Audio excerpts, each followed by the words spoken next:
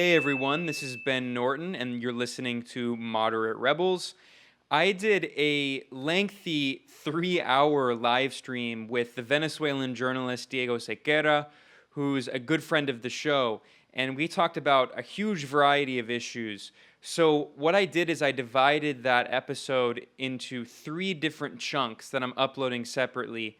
And this first episode, Diego and I talked about the effects of the U.S. blockade of Venezuela, the suffocating sanctions that have really destroyed the economy, led to the deaths of tens of thousands of Venezuelan civilians, and really made life extremely difficult. Diego talks what life is actually like in Venezuela on the ground.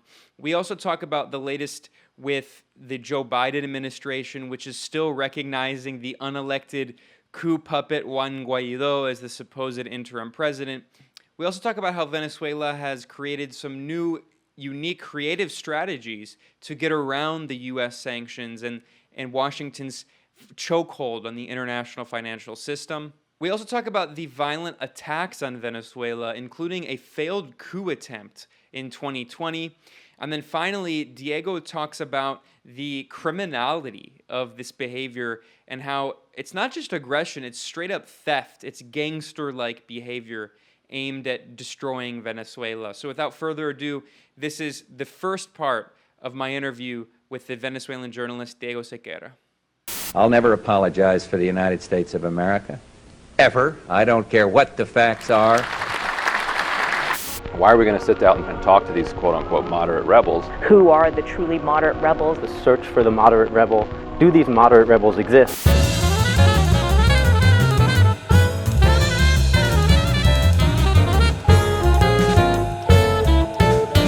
Moderate Rebels.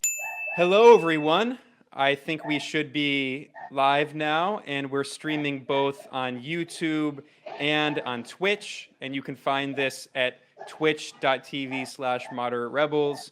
For anyone who watches or listens to this show, you'll probably recognize me. I'm Ben Norton, and I'm joined by a guest today who is a very good friend of mine and a good friend of my colleague Max. Max Blumenthal is going through some really incredible things right now, so he couldn't participate. But fortunately, we're joined by like the kind of de facto unofficial third member of Moderate Rebels, and that's Diego Sequera. How you doing, Diego? Hey, Ben. Thanks for having me. Everything's good here. Good. Crazy, but good. Yeah. Well, when Diego says here, he's talking about Caracas, the capital of Venezuela. That's right. Diego is an amazing journalist and a political analyst, one of the smartest political analysts I know of, who has really good insight. And you should definitely check out his website. It's called Misión Verdad. And they do have an English language version as well. So, obviously today we're going to be speaking in English because most of our audience is English speaking. So, Diego, do you want to talk a little bit about what Misión Verdad is while we get started here? Well, sure, man. Thanks. Well, Misión Verdad, it's already how long? 9 years old project. Started in 2000. 8-year-old project. Sorry, it started in 2013. Pretty much close to when Maduro reaches power. I mean, in its website form, it has dedicated itself to ever since to unconventional warfare, geopolitics, and bringing over a discussion in Venezuela that was actually not too much developed in time. So it was like catching up on some conversations that actually weren't still.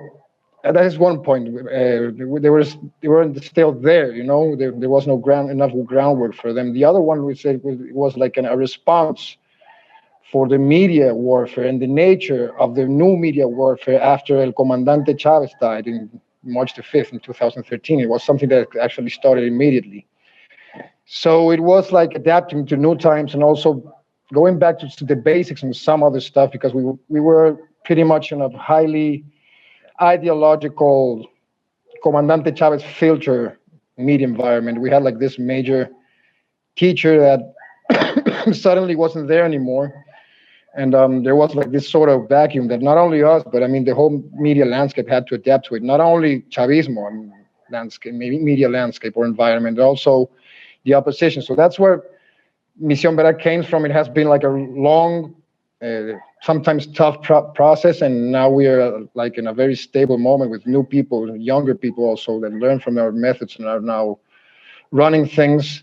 And we're also, this is a part of an advertisement. We also have, based on this kind of work, we have also launched back in the end of October, the Samuel Robinson Institute for Original Thinking, which is it's more like a global South think tank. It doesn't have the same rhythms or demands that Misión Verdad has. It's tried to go deeper and build different interfaces and links, which is something that's pretty new, and we're still at it right now. But it's part of the same drive, the same initiative, and I think the same need that us as writers, researchers, thinkers have for one side, and also the audience on the other one, especially on such a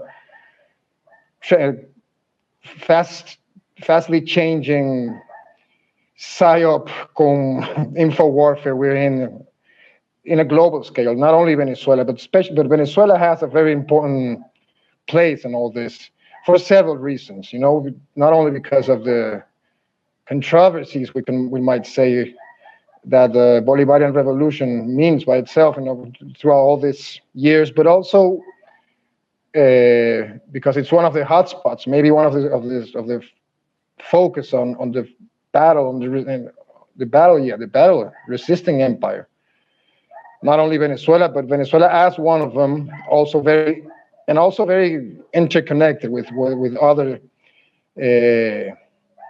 battlefields, let's call it that way, globally, that could be pretty different on some aspects, but basically because of empire, there's a stronger unity of destiny, and also because of the new proposals of an emerging world. But that's basically it. I mean, and we work daily. It's like a daily analysis thing, and we also build special reports. I'm talking about Misión Verdad. Samuel Robinson Institute also has a daily report service in Spanish. We're still building the English section right there, but it will come out soon.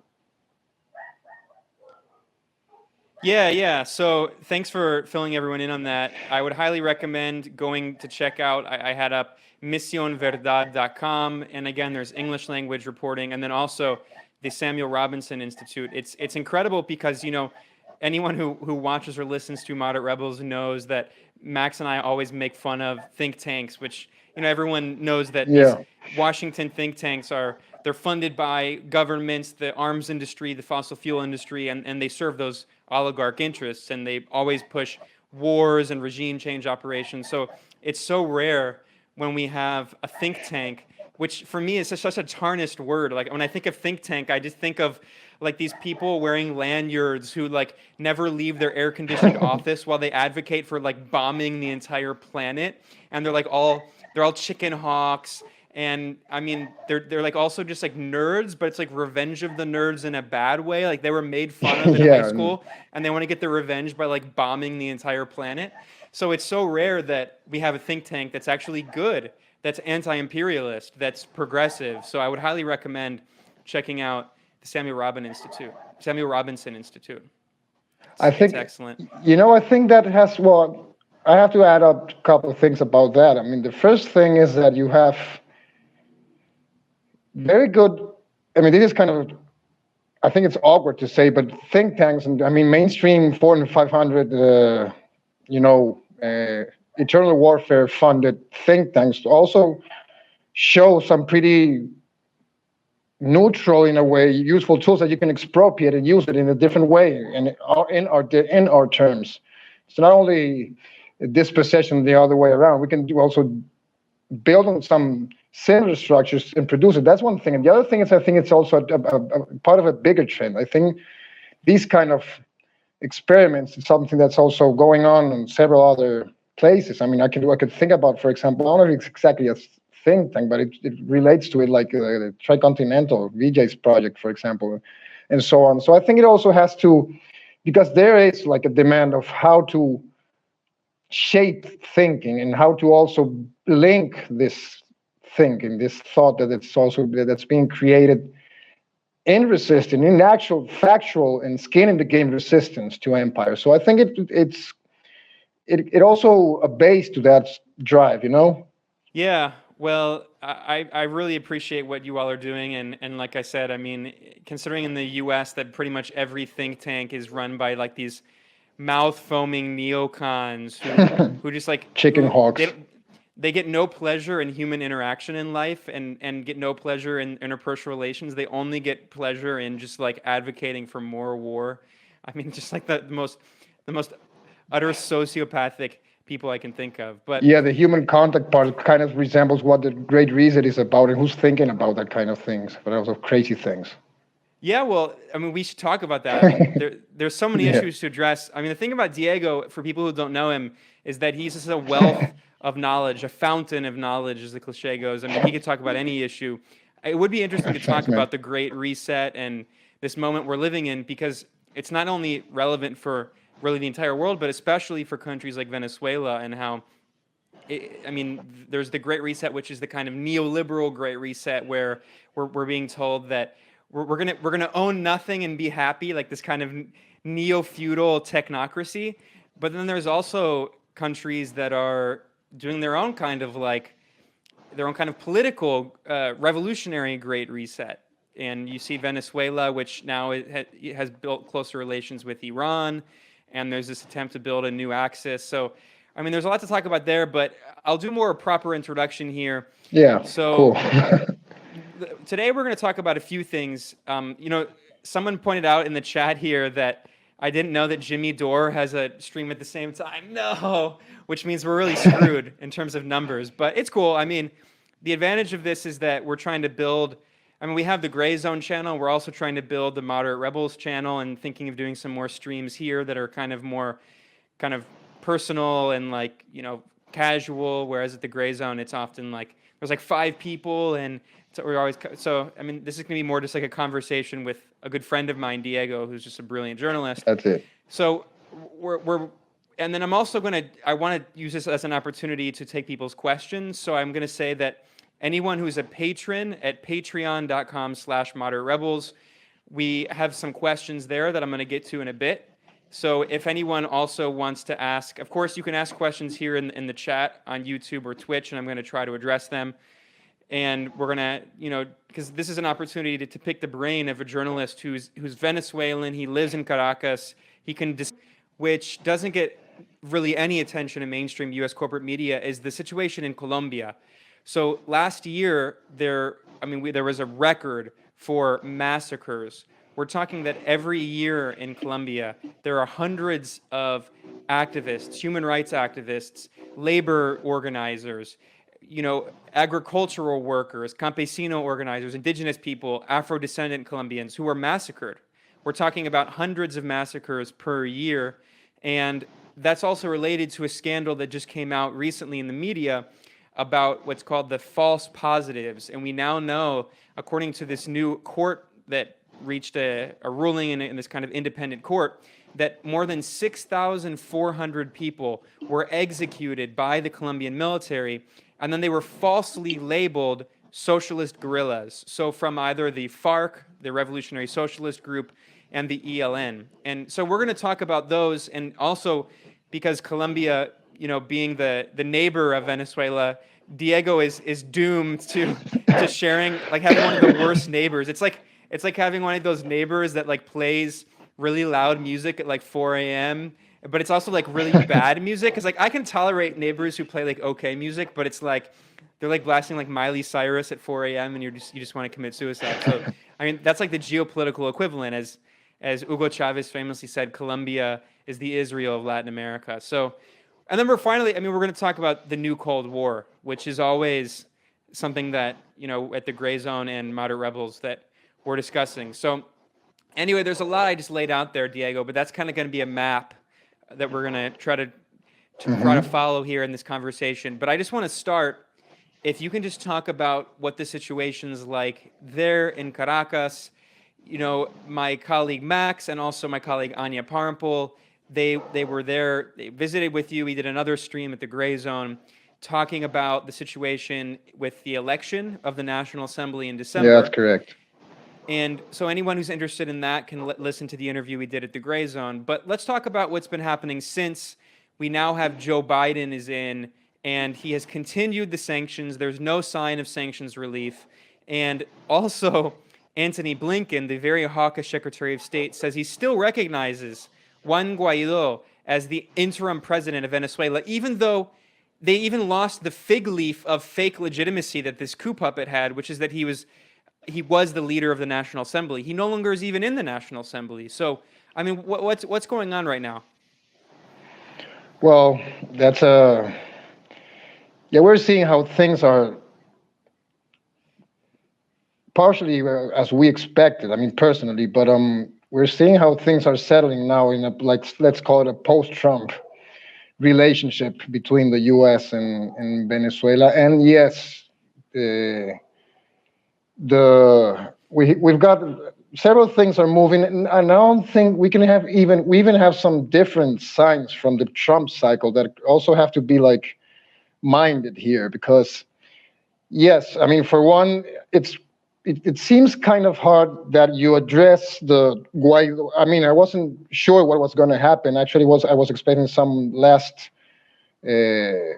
crazy move by Pompeo before he leaves instead of this, but maybe they already knew that this was going to happen.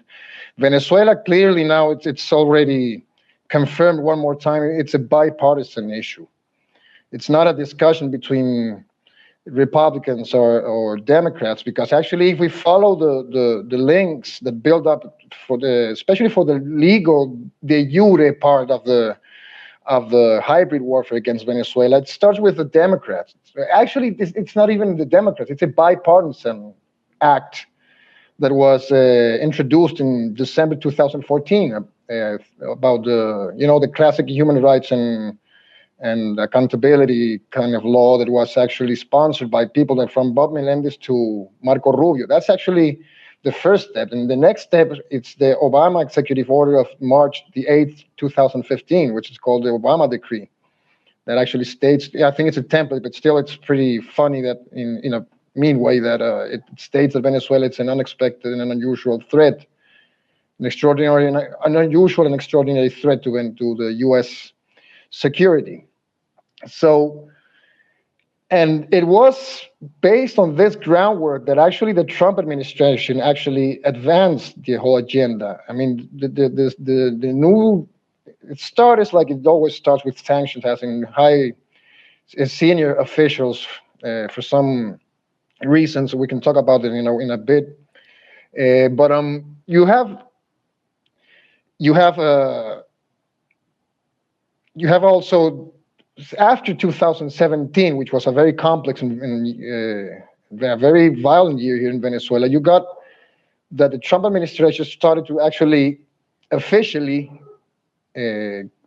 sanctioning the oil industry, and also blocking in several other ways the Venezuelan economy in a way that it became an even worse noose, a chokehold for the Venezuelan people, the Venezuelan economy, the Venezuelan country, and Venezuela's relationship, financial and commercial relationship with the world. And you also got the Guaidó experience that happened during the Bolton years in the National Security Council.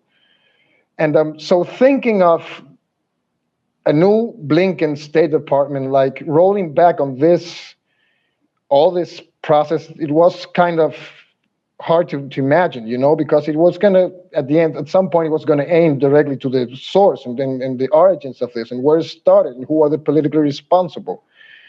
And what that would say about their real interest in Venezuela, which is not only resources in the biggest lands coastline in the Caribbean basin. It's also to discipline a people, to discipline a government and a political project and experience that showed an alternative to do things differently.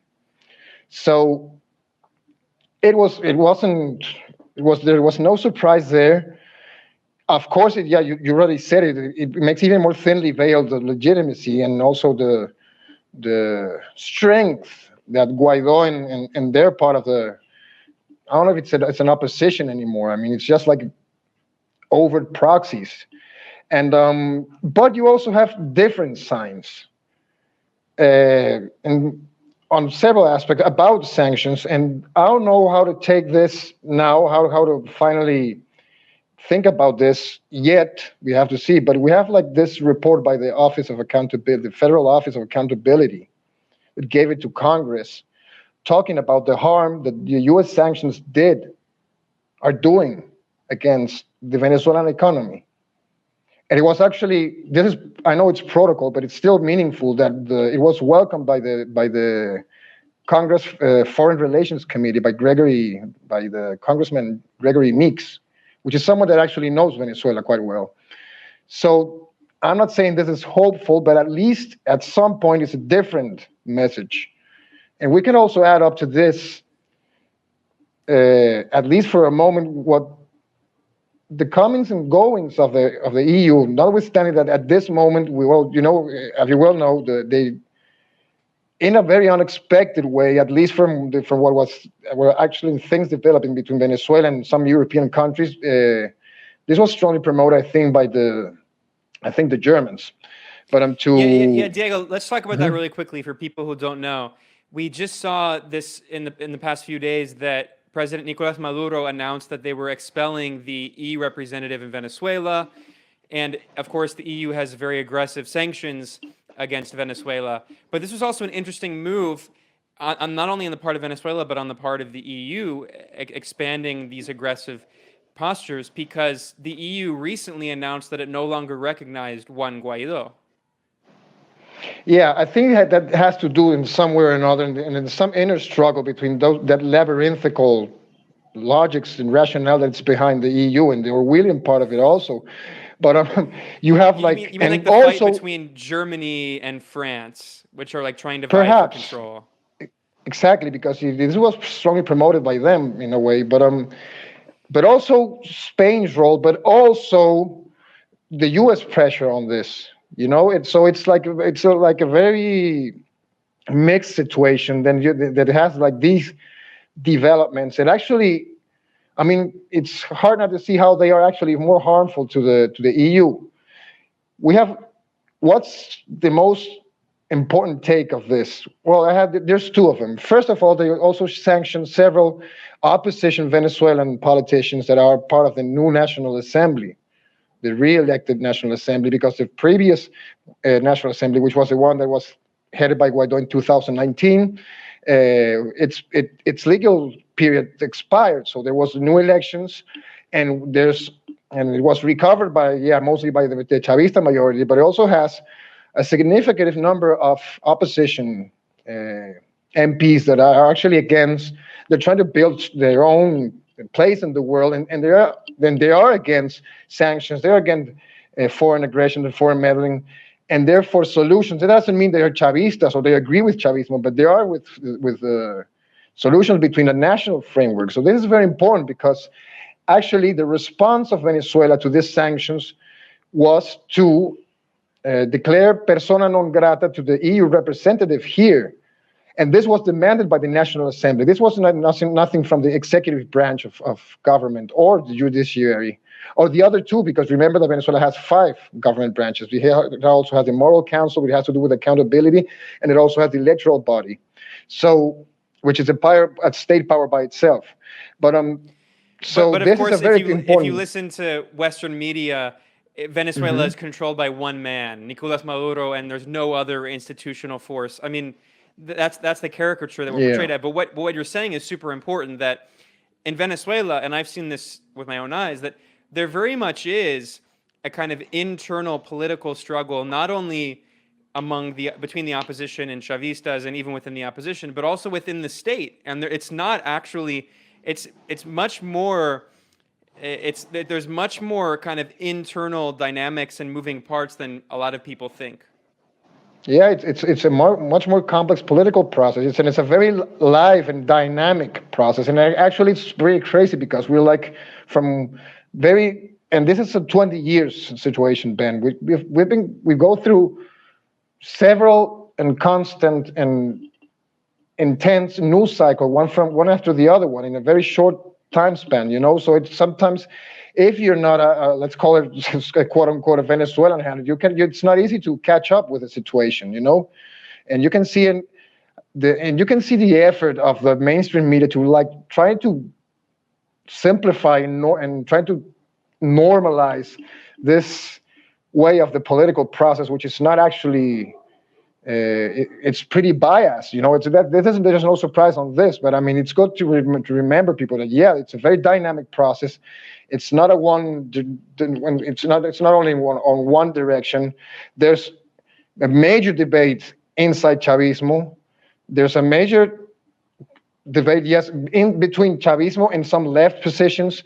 There's also very sour debate between opposition positions and factions and trends that are also there. So it's like any other country, but of course they will try to frame it like a very basic binary kind of dynamic, which is not. So same with, you can say the same exact thing in their own specifics about Iran, about Syria, you know, I mean, about Cuba properly, Nicaragua, but it also has like this, and there's another clear part, which is this pro-take artificial subordinated body that's like based on the U.S. proxies. I mean, between parties, politicians, civil society, media, and so on, that are basically on the U.S. and UK and EU payroll in general, and would actually just advance regime change talking points and so on. So that's very important, not only because of I would say, in this complex context, the health of the political process, and regardless of how much sanctions and aggressions have hurt the Venezuelan society, it has been a struggle about finding ways to just go beyond and overcome these difficulties and keep normalcy, the battle for normalcy going on. And this is something that happens on the political process, but also happens in society itself. And so if you focus on that part of our history and in this moment, there's a lot of complaining. I think that relates to a couple of things. First of all, it's normal because we've gone through so much, and it's very normal to have like this. Sometimes that kind of things going on, but that doesn't mean that when things get tough against Venezuela in terms like, for example, the Guaidó adventure, when it started, you can see that a lot of people, including opposition or non-Chavistas, patriotic people, actually opposed the whole fake adventure, and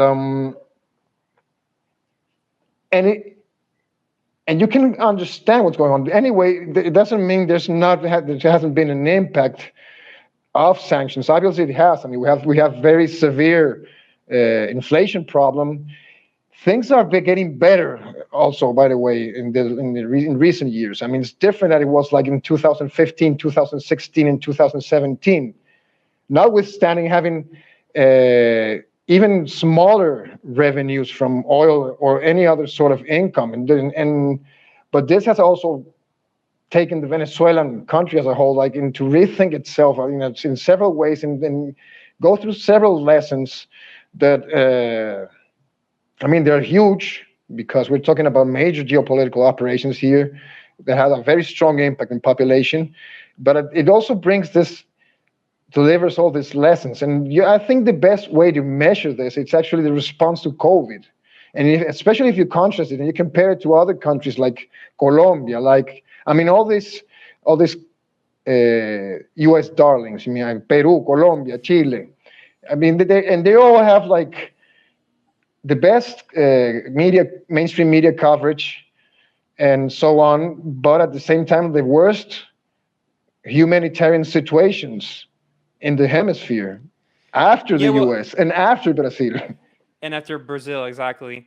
Well, I want to talk about that, but just while we're on the subject of Venezuela developing new tactics to get around the blockade, you mentioned that the situation, especially economically, was much more difficult a few years ago, and it's still difficult, but it's gotten less difficult. Well, on Patreon, for anyone who's interested, you can go to patreon.com/moderaterebels. I have a really good question here from Mike R, and I just want to read it. And he was asking about the actions Venezuela is taking to resist U.S. economic sanctions. For instance, he said, I've read that Venezuela is developing a cryptocurrency, and that's called the Petro, so you can talk about that in a second. He said that he read that Venezuela is also trying to work with bartering schemes. So, and he said, can you also talk about the anti-blockade laws? So this is a really good question. I mean, really the question is about, Yeah, absolutely. can you talk about these different tactics that Venezuela has been using to get around the U.S. blockade? So cryptocurrency is one, bartering, and the anti-blockade law. And then I would also add its relations with Iran and other countries.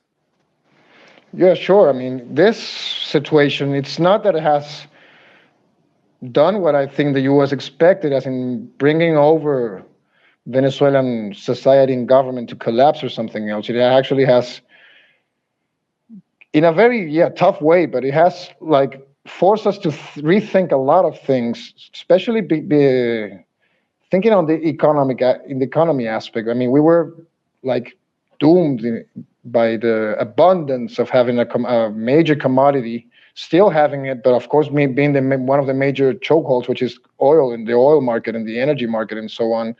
That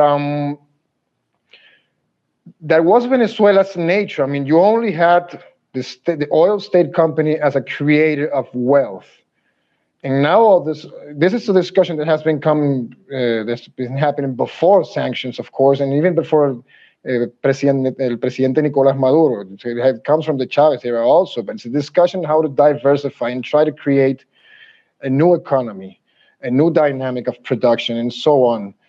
And this has been more like Diego, sorry to cut you off really quickly, but in Venezuela, some people refer to that idea as the Estado Mágico, the magic state. I believe it's Fernando Coronil wrote this book, and the point is that for 100 years, the developmental philosophy of at least the non-extreme neoliberal forces, like the ones before Chavismo who were more nationalist, the idea was it's the Estado Mágico. We can develop our country basically through magic because of oil that comes from the ground, not through production. And that's not new. That goes back way before Chavismo. Yeah, I mean, the oil process, the oilization of Venezuela started early in the 20th century. It got a major boost with the dictatorship of Juan Vicente Gomez in the 1920s and 1930s, and it strongly developed. It's classic of not underdevelopment, anti-development. That's what we had, which is like this very comprehensive development of only one branch of industry, which is the one that actually interests to foreign capital, especially the U.S. sphere, which is oil in this case. So that actually created this situation, which is like. Also due to to distribution of work in nations, and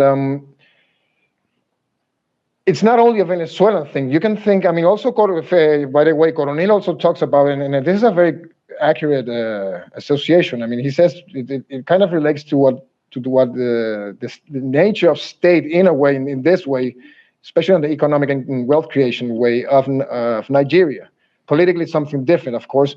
But they're pretty much alike in that sense, as in having one exclusive source of revenue, but also several others that haven't been developed enough. We also had a very strong basic industries, which is another story, especially with iron. Wouldn't Libya be another example? Not exactly, but yeah.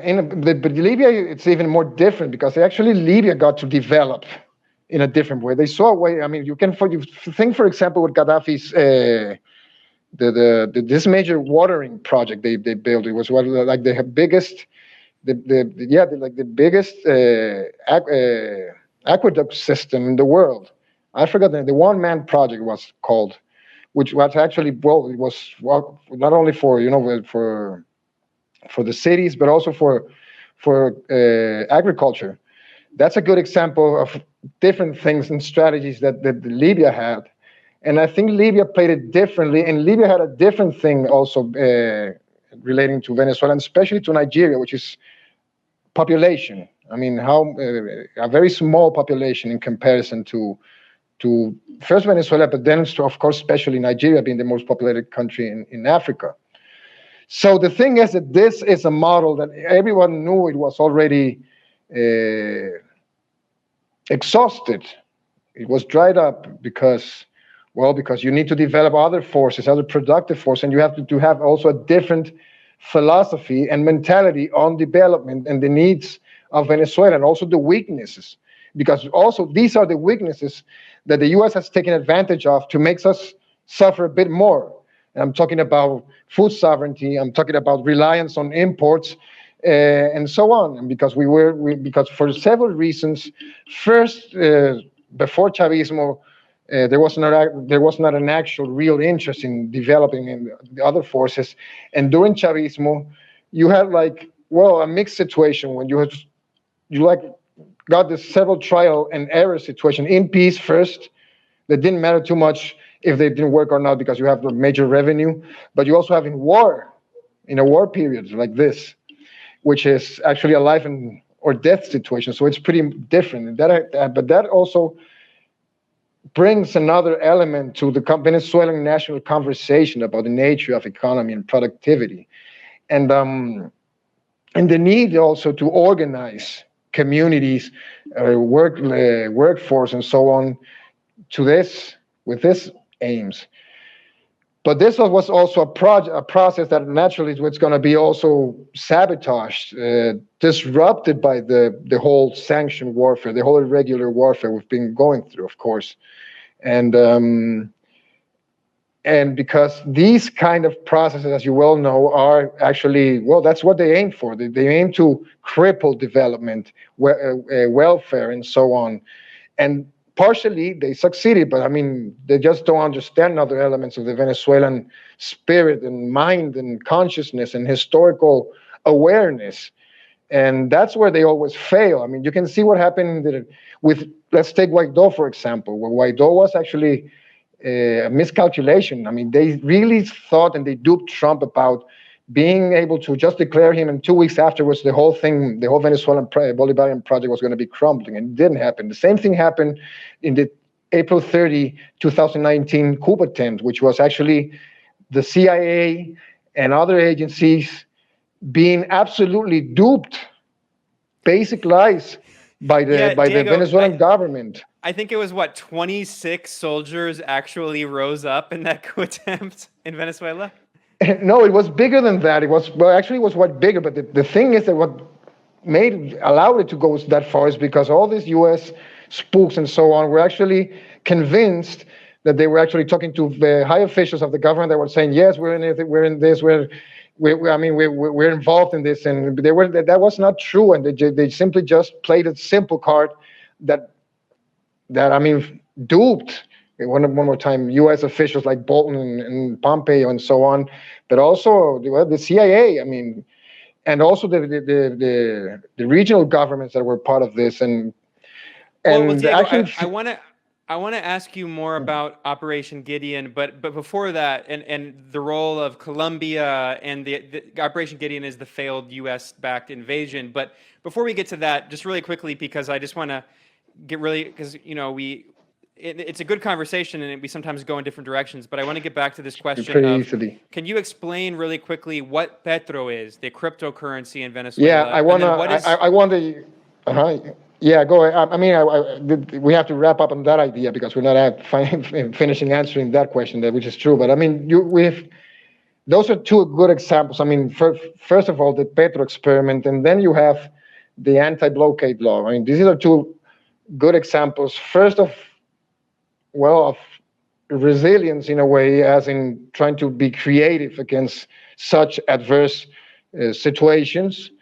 And the Petro, which is a very important. Funny enough, I mean, they laughed a lot about the Petro, but I mean, a month after it was issued, created based, I mean, a cryptocurrency based on actual wealth with the oil. That's basically it, pegged to the oil price.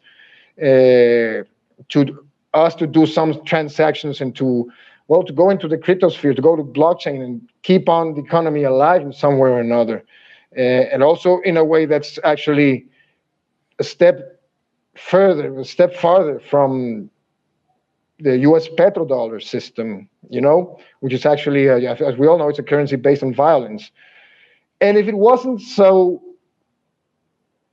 such a strong possibility of something, why did they actually issue an executive order banning the use of petro? The U.S. did that. That was I think, if I'm not mistaken, somewhere around September, October 2018. That was one of the major executive orders issuing sanctions against Venezuela. It was banning the use of petro.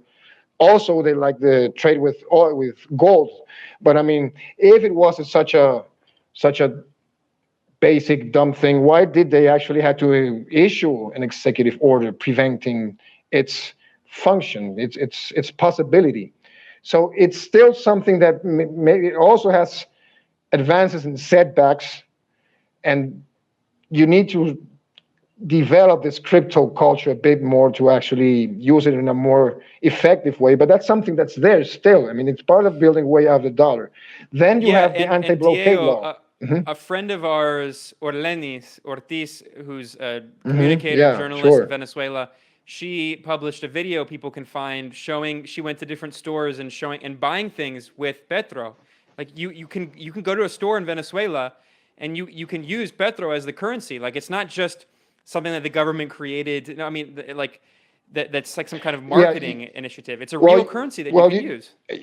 Yeah, I mean, if you go to, for example, some commercial district of Caracas, like Sabana Grande, you're going to see a lot of stores now.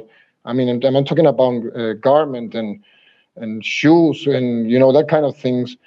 You're going to see that they announced now that they accept crypto, not only Petros, but also Bitcoin or Dash or some other cryptocurrencies, which is actually diversifying trade in a way. I mean, local trade. So that tells you something.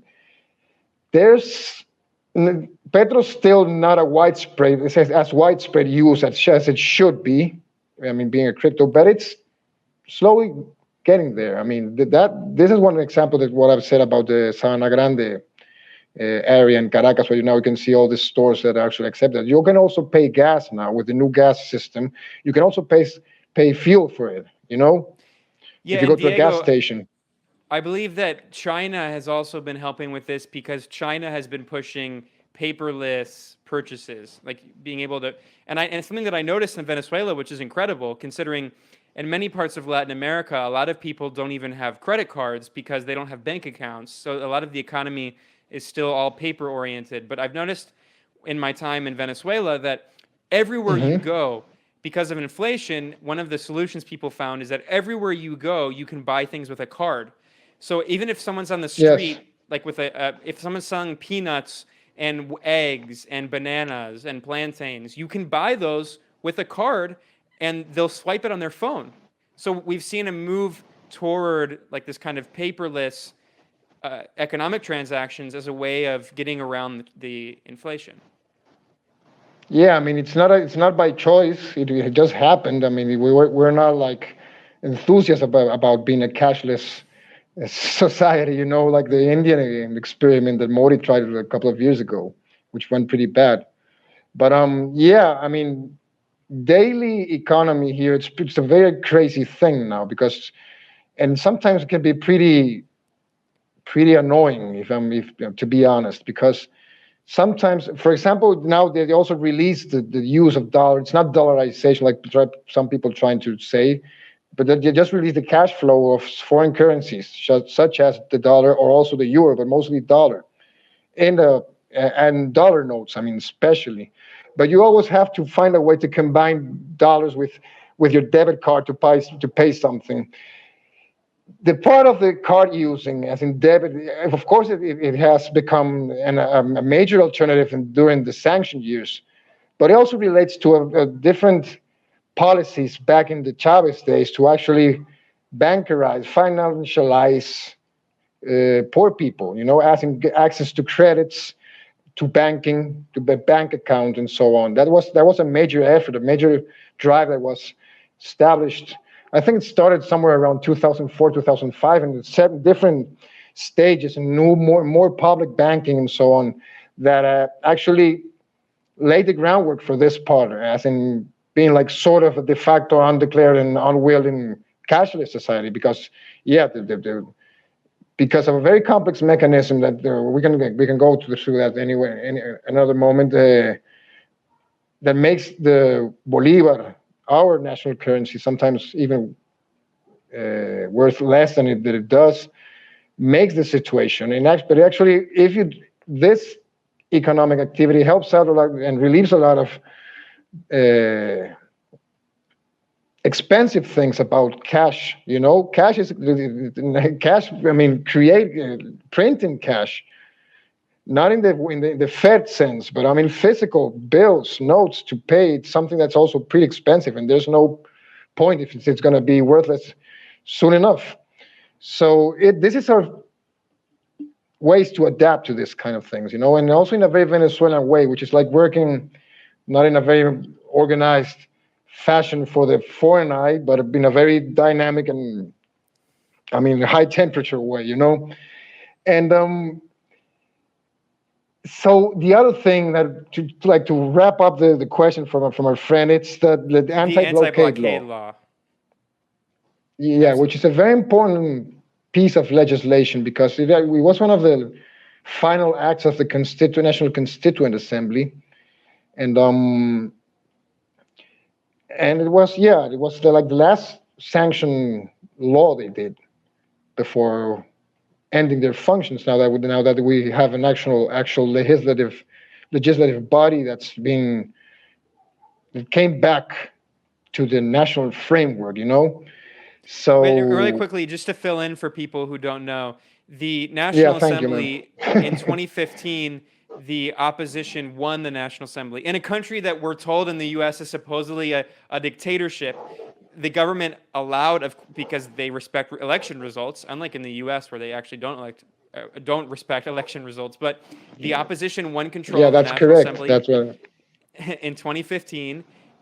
But what happened is that there was a region in contempt of court, refusing to abide by Supreme Court orders, and there was this kind of conflict in the National Assembly that made it basically, it was a stalemate, and they couldn't get anything done. And what you're saying now is that finally, after 5 years, in December 2020, the National Assembly is being able to function again.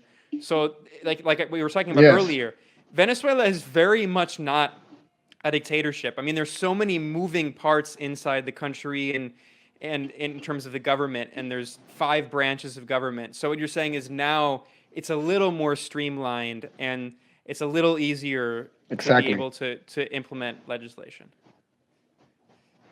Yeah, and you have a lively debate now. I mean, the opposition MPs are not people that actually just, don't say anything. They actually do, and they talk a lot, and they oppose a lot of things, and they also propose, which is something that's incredibly necessary to have a real proposing national opposition. And by the way, I think it was today or yesterday, Javier Bertucci, which is also a new MP from the Evangelical Party here, was actually banned because he was sanctioned, of course. But I think he thought that sanctions didn't actually reach him. He was his entry to the U.S. was banned. He went to Miami and the U.S. government didn't allow him, so he had to come back. That happened yesterday, if I'm not mistaken. Just to let you know that the sanctions are not only for Chavista officials. I mean, we're talking about an opposition. We're talking about a guy that actually leads an evangelical party, that also makes part of the National Assembly right now, which is pretty funny. I mean, the U.S. goal was clearly to prevent the National Assembly from being a functioning institution because, as you just acknowledged, the Trump administration, and this has continued under Biden, the U.S. government was sanctioning non-Chavista Venezuelan opposition officials who are members of the National Assembly because the U.S. forced the extreme opposition forces to boycott the election. So the only conclusion you can take from that is that Washington does not want the National Assembly to be a functioning institution. No, of course not. I mean, because it goes against the whole narrative. It goes against the whole story. I mean, it goes against the meaning and the existence of non-entity Guaidó, for example. I mean, if there's no National Assembly under contempt like the one in the past, there's no Guaidó. There's no actual place you can. I mean, it's not Ahmed Chalabi, you know. It's not the Living Transitional Council. They weren't even able to do that. They weren't able to advance that up to that point. They tried. They're still trying, but it has less and less strength. Definitely. I mean, and that's something I can say for a fact. That doesn't mean they're not going to keep harming us and trying to steal and keep on robbing our resources and being them the in-between in that criminal operation that's going on there. Because we're talking about dispossession, expoliation. We're talking about land grabbing and stealing. We're talking about larceny here. It's not politics. And it's not even a sophisticated scheme. I mean, it's a pretty basic heist with intermediaries. That's the whole thing. So, and The because anti-blockade of law. sanctions, yeah, exactly. Yeah, Because of sanctions, and a lot of Venezuelan national entities of Venezuela are not able to actually trade. They're not able to actually exchange anything, have a normal relationship with the rest of the commercial relationship with the rest of the world, because a lot of these foreign capitals or people interested in investing in Venezuela or anything, or buying Venezuelan flowers, whatever, man, are not able to actually trade because you're going to get financial, strong, long-arm jurisdiction pressure and so on not to do it, to refrain yourself to do it and prevent Venezuela to have a normal foreign trade dynamic and economics. And so you don't not only have like this public entities, they're not able to do to work in that sphere. So you have to create a way that other legal figures are able to actually do this trade and be part of this. What's the word? I mean, this system of production and selling and trade, which must rely a lot on the private initiative, not neoliberal private initiative by itself. It has also several dimensions of property, of associations to do this and to build other ways to keep production for exports, for example, and to keep trade going, and to keep it, and try to find ways for this revenue to come back and come to the country. So this is what it's all about. I mean, and you need some political stability to achieve this, and that's what's so important about how the National Assembly now it's one more time a legal, law-abiding body of the Venezuelan system. Yeah, and Diego, you hit a key point, and this is a point that I stress a lot to people they don't necessarily think about. The U.S. blockade, and when I say blockade, we're talking about, these aren't just sanctions. It's a full-on economic embargo, a Cuba-style blockade.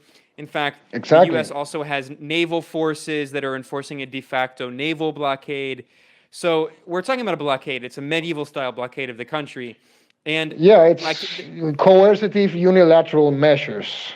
That's actually the parlance of our foreign ministry, and I think it's correct to call it that way, because sanctions, like Foreign Minister Zarif said, implies justice, and there's no justice here. The United Nations officially refers to them as unilateral coercive measures, and at the Gray Zone, my colleagues Aaron Mate and Anya Parampol have interviewed the UN top expert, the Special Rapporteur on sanctions, unilateral coercive measures. Elena Dohen is her name. She's Belarusian. That was another detail we needed to review of these novelties, because that's another step in acknowledging the criminality of these pressure measures, you know? Yeah, so for people who don't know, I think it's very important. This UN top expert just took a trip to Venezuela, and she released a preliminary report saying that the US and EU sanctions have absolutely crippled the Venezuelan economy, caused extreme harm to the Venezuelan people. And this is the top UN official on unilateral coercive measures or sanctions. So that's very significant. But anyway, the point I was going to say is that the thing about the blockade is that it's not just aimed at regime change. Of course, that's the ultimate goal, the cherry on top. But at the same time, a point I often stress, as you just acknowledged, Diego, the blockade is also about forcing the government, well, first of all, preventing it from being able to govern, which is part of the regime change strategy. So they want to cause chaos and instability, which will, the idea is supposedly lead the people to overthrow their government. As it, like they'll storm the Bastille, like they'll storm Miraflores or whatever. I mean, that's like the ridiculous neocon. That's their wet dream, right? But that's not going to happen. I mean, but what it also but there's a list of priorities, right? Regime change is the cherry on top. But if they can't accomplish that, they can force the government to privatize state-controlled industries in order to be able to do business, because the U.S. government says that not only can't the Venezuela do business, but no other government or no other private company in the world can do business with PDVSA, the state oil company of Venezuela, or they're going to risk secondary sanctions. So the only way for Venezuela to get around that, especially when the U.S. controls the international financial system, and you talk about SWIFT, the economic, literally the way that banks, the way that they process financial payments, because it's all digital, it's controlled by the U.S. So the only way that Venezuela can get around that is basically by partially privatizing the oil industry. And so basically not only is the U.S. blockading the economy, but they're forcing at gunpoint Venezuela to partially privatize state industries. That's one of the intended impacts. Yeah, that's it. I mean, and you also have the stealing part, the basic stealing part. It's the stealing of assets and so on that they try to do, and that's also part of the embargo. That's also part of the strategy, because it's a racket. War is a racket. Remember that. I mean, that's Smedley Butler's word, whatever. Here in Nicaragua. Yeah, that's Butler. That's it. This week in Nicaragua, El Comandante, the President Daniel Ortega, gave a speech marking the anniversary of the U.S.-backed assassination of the revolutionary anti-imperialist leader Augusto Sandino. And in his speech, Ortega said, the U.S., he said, where are the terrorists and where are the barbarians? They're in Washington. And then he said, they're gangsters. They're more gangsters than Al Capone. Yeah, it's true. I mean, they're even more gangsters than, I don't know, the Cartel de Jalisco Nuevas Generaciones. I mean, they're more gangsters than anything. They're the top gangsters. They're the top cartel. I mean, that's one thing about Trump. You can say anything about him, about his politics and whatever, and his personality or whatever, but at least Trump broke the omertá, the establishment omertá. That was his major sin, the biggest sin in the Trump cycle. He actually exposed how Mel Brookish, South Park style U.S. foreign policy actually is. Okay, this is the end of part one of my 3-part interview with the Venezuelan journalist Diego Sequera. In part two, we're going to talk about Colombia, where there has been a massive scandal of the far-right Colombian government massacring thousands of people, many campesinos and union organizers and left-wing activists, and then falsely claiming that they were socialist guerrillas. So definitely check us out in part two. If you want to support this show, please go to patreon.com/moderaterebels. And as always, thanks for listening.